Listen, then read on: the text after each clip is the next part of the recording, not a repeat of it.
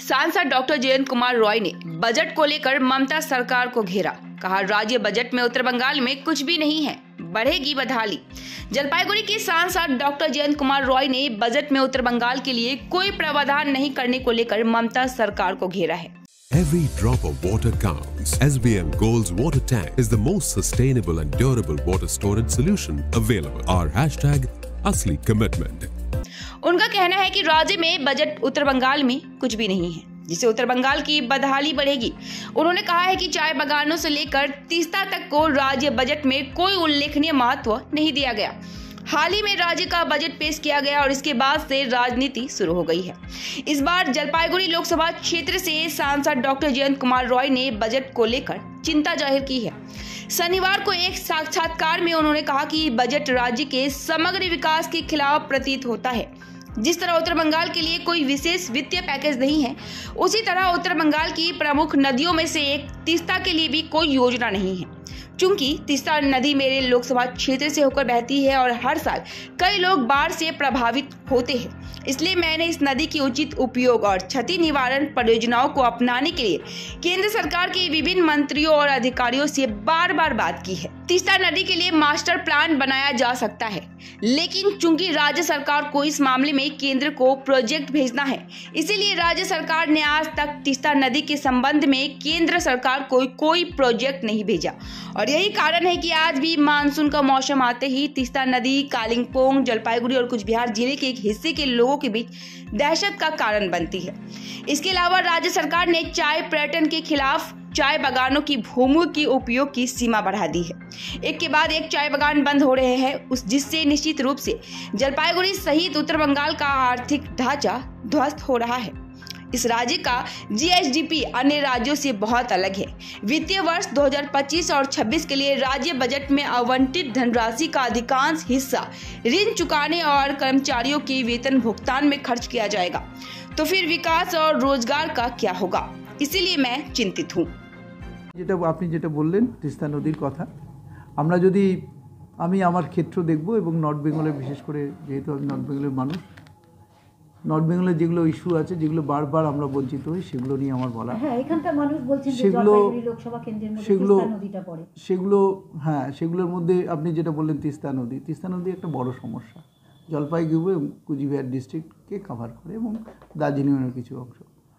তো আমি আমার জলপাইগুড়ি এবং মেখলিগঞ্জ যেটা কুচবিহারের অন্তর্গত, এখানে কিন্তু তিস্তা নদীতে বিরাট ফ্লাডের সমস্যা বরাবর এবং অনেক মানুষ ক্ষতিগ্রস্ত হচ্ছেন, যার জন্য আমি পার্লামেন্টে বলা থেকে আরম্ভ করে বিভিন্ন মন্ত্রীর সাথে বসা, বিভিন্ন অফিসারদের সাথে, আধিকারিকদের সাথে বসা, দিল্লিতে বসা, গুয়াহাটিতে বসা, এরকম করেছি এবং রাজ্য সরকারের যে চিফ ইঞ্জিনিয়ার তাদের সাথে আমি বারবার যোগাযোগ করেছি। কিন্তু যেহেতু এটা রাজ্য সরকারের ইস্যু, সেই জন্য বেশি কিছু করতে পারিনি। কারণ এর যে প্রস্তাবটা যাবে কিন্তু রাজ্য সরকারের থ্রুতেই কেন্দ্র সরকারের কাছে, যদি ফাইন্যান্সিয়াল কোনো অ্যালোকেশনের দরকার হয়।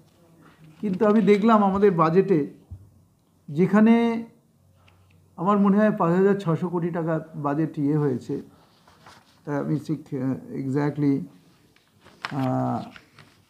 একটা আমাদের পাশের স্টেটেই করা হয়েছে, সেখানে আমাদের ওয়েস্ট বেঙ্গলে আমরা কিন্তু সেরকম কিছু দেখতে পাচ্ছি না। তিস্তা নদীর জন্য বা কোনো নদীর জন্য সেরকম বাঁধের জন্য বা এই বন্যার জন্য কোনো কিছু স্পেশাল কিছু ধরা হয়েছে, এরকম কিন্তু দেখা যায়নি। এটা একটা ওভারঅল বাজেটকে যদি দেখেন, তাহলে ওভারঅল বাজেটে যে ফিসকাল ডেফিসিটটা আমরা দেখতে পাচ্ছি মানে ইন্ডিয়ার ক্ষেত্রে, সেখানে পশ্চিমবঙ্গের ক্ষেত্রে কিন্তু সেটা ন্যাশনাল অ্যাভারেজের থেকে অনেক বেশি, 4.8%। এটা কিন্তু একটা সিগনিফিক্যান্ট আমি এখানে অন্য সময় ব্যাখ্যা করতে পারবো কি হতে পারে তার জন্য। কিন্তু এটা কিন্তু একটা সিগনিফিক্যান্ট মানে কি বলবো এটা সিগনিফিক্যান্ট একটা গ্যাপ হয়ে গেল। কিন্তু তার মানে ইনফ্রাস্ট্রাকচার ডেভেলপমেন্টের ক্ষেত্রে বা অন্যান্য যে সমস্ত উন্নতিকল্পে যে সমস্ত কাজ করার কথা, সেক্ষেত্রে কিন্তু ঘাটতি হবে। 2 নম্বর, এটা যেমন আমি পাশাপাশি যেমন বলছি, যেমন এখানে আমাদের পশ্চিমবঙ্গে যেটা 4.8% বললাম, তো সেটা দেখুন বিজেপি রুল স্টেট যদি আমি দেখি উত্তরপ্রদেশে 3.2% জিএসডিপির, গুজরাটে 2.9% অফ জিএসডিপি, মানে জিডিপি, স্টেট জিডিপি থেকে, এবং মধ্যপ্রদেশে কিন্তু 3.5% অফ জিএসডিপি। তাহলে ওখানকার থেকে এটা কতটা বেশি এটা বোঝা যাচ্ছে। এই যে এর ফলে আর কিভাবে সাফার করবে, এই জন্য কি হচ্ছে, লোকসভা কেন্দ্রের উপর কতটা প্রভাব পড়বে সেটা এটাতে যে মানি, যে বড়োয়িং, মানে ধার নেওয়া, যে সরকারের ধারের সংখ্যাটা কিন্তু বাড়তেই থাকবে। যদি ধার নেয়, আমি শুনেছিলাম, আমি বাজেটটা একটা জায়গায় জানতে পারলাম যে এখানে একটা সিগনিফিক্যান্ট অ্যামাউন্ট চলে যায় স্যালারিতে। তাহলে স্যালারি এবং তারপর লোন এগুলো দেওয়ার পরে যে পরিমাণ যে টাকাটা থাকবে, সেই টাকা দিয়ে এখানকার এমপ্লয়মেন্ট জেনারেশন করা সম্ভব, এখানকার অন্য ইনফ্রাস্ট্রাকচার ডেভেলপমেন্ট করা সম্ভব না। সুতরাং আমাদের এই পশ্চিমবঙ্গ পিছিয়ে আছে, এবং আরও পিছিয়ে যাতে নিয়ে যায়। যেমন আপনি বোধহয় অনেকেই আপনারা জানেন, এখানে 25%-এর বেশি আমাদের এখানে শিল্প এখানেই ছিল। এখানে এখন সেটা 3.3%-এর মতো। তাহলে সবই তো বাইরে শিল্প চলে যাচ্ছে, তাহলে আমাদের বেকার ছেলে মেয়ে কাজ পাবে কোথায়? এটা যেমন একটা জিনিস।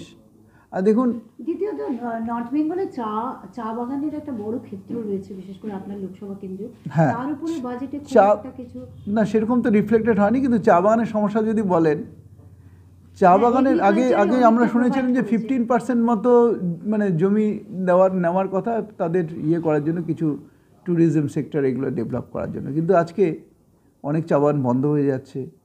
আমাদের প্রায় 30% জমি দিয়ে দেওয়া হচ্ছে তাদেরকে, এগুলো ট্যুরিস্ট লজ ইত্যাদি করার জন্য। তার মানে কি, সেখানে চা বাগানের চা শিল্পটা অনেক ক্ষতিগ্রস্ত হচ্ছে বলেই আজকে সেই জায়গায় যেতে হচ্ছে। তো এরকম